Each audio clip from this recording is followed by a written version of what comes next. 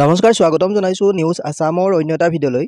অসম ৰাজ্যিক অংগনবাড়ী কৰ্মী আৰু সহায়িকা সন্থাৰ ফালৰ পৰা এটা গুৰুত্বপূৰ্ণ জাননী আহিছে। যিহেতু ৰিচেণ্টলি অসম চৰকাৰে অংগনবাড়ী কৰ্মী আৰু সহায়িকাসকলৰ যি মাননি বৃদ্ধি কৰিলে, সেই মাননিৰ ওপৰত সন্তুষ্ট নহয় অংগনবাড়ী কৰ্মী আৰু সহায়িকাসকল। তাৰ ওপৰতে এখন আবেদন পত্ৰ জনাইছে অজন্তা নেওগলৈ, আৰু সেই আবেদন পত্ৰখন সম্পূৰ্ণ আপোনালোকক জনাম। ইয়াতে আপোনালোকে দেখিবলৈ পাইছে এই আবেদন পত্ৰখন দিয়া হৈছে 11/7/2025 তাৰিখে এই আবেদনখন জনাইছে। অৰ্থাৎ 10 তাৰিখে অংগনবাড়ী আৰু সহায়িকাসকলৰ যি মাননি বৃদ্ধি হ'ল, সেই বৃদ্ধিত সন্তুষ্ট নহয় 11 তাৰিখে তেওঁলোকে পুনৰ এখন জাননী দিছে, অৰ্থাৎ অসম চৰকাৰক এখন পত্ৰ লিখিছে। সেই পত্ৰখন আপোনালোকক দেখুৱাবলৈ চেষ্টা কৰিছোঁ।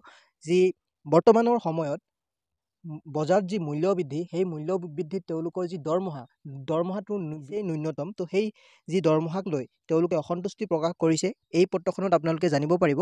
পোনপ্ৰথমে আপোনালোকে আমাৰ চেনেলটি ছাবস্ক্ৰাইব কৰি কাষৰ বেল আইকনটো প্ৰেছ কৰিবলৈ নাপাহৰিব। ইয়াতে আপোনালোকে দেখিবলৈ পাইছে প্ৰতি মাননীয়া মহোদয়া, অসম চৰকাৰৰ মহিলা আৰু শিশু কল্যাণ তথা বিত্ত বিভাগৰ মন্ত্ৰী মহোদয়া, আৰু বিষয় হৈছে মাননি বৃদ্ধিৰ সিদ্ধান্ত পুনৰ বিবেচনা কৰাৰ বাবে আবেদন। আপোনালোকে ইয়াতে ভালদৰে চালে গম পাব।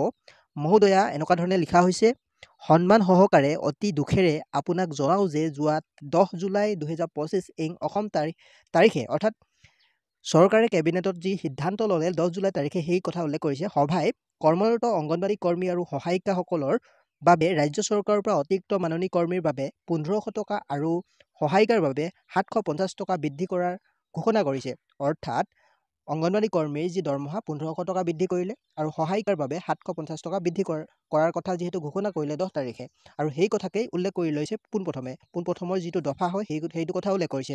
তাৰপিছতে আপোনালোকে দেখিবলৈ পাইছে, উল্লেখ্য যে 2023 চনত 12 অক্টোবৰত মহিলা আৰু শিশু কল্যাণ বিভাগৰ সঞ্চালকালয়ে এক বিভাগীয় প্ৰস্তাৱ অসম চৰকাৰৰ ওচৰত দাখিল কৰিছিল, য'ত উল্লেখ আছিল অংগনবাড়ী কৰ্মীৰ বাবে মাহিলী 5500 টকা আৰু সহায়িকাৰ বাবে 2750 টকা বৃদ্ধিৰ প্ৰস্তাৱ ৰাখিব। কিন্তু অসম ৰাজ্যিক অংগনবাড়ী কৰ্মী আৰু সহায়িকা সন্থাই সঞ্চালকালয়ৰ উক্ত প্ৰস্তাৱ বিবেচনা কৰিবলৈ পুনৰ আবেদন জনালোঁ। অৰ্থাৎ এই আবেদনখনত জনোৱা হৈছে যে 2023 চনত 12 অক্টোবৰতে এটা সিদ্ধান্ত লৈছিলে যে অংগনবাড়ী কৰ্মীসকলৰ বাবে 5500 টকা বৃদ্ধি কৰাব দৰমহা, আৰু সহায়িকাৰ বাবে 2750 টকা বৃদ্ধি কৰাব বুলি কৈছিলে।